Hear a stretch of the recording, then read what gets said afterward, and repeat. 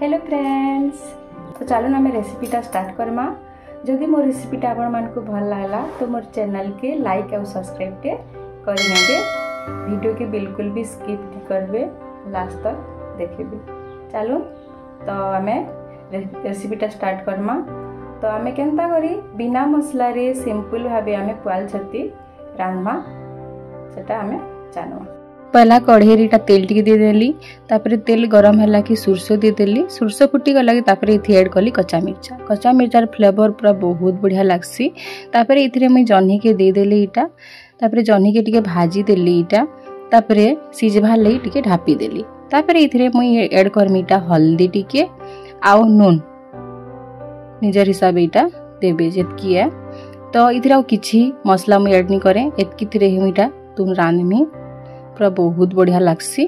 तापरे इथिरे मुईटा छती किटा धुई करी सफा कर नेथली। तापरे इटा में छती के भी थी पकई नेली, टिके भाजी नेली इटा टिके सब मिसबार ले इटा।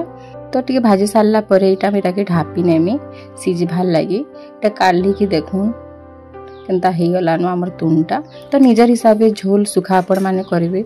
तो हमर तुनीटा रेडी हे गला।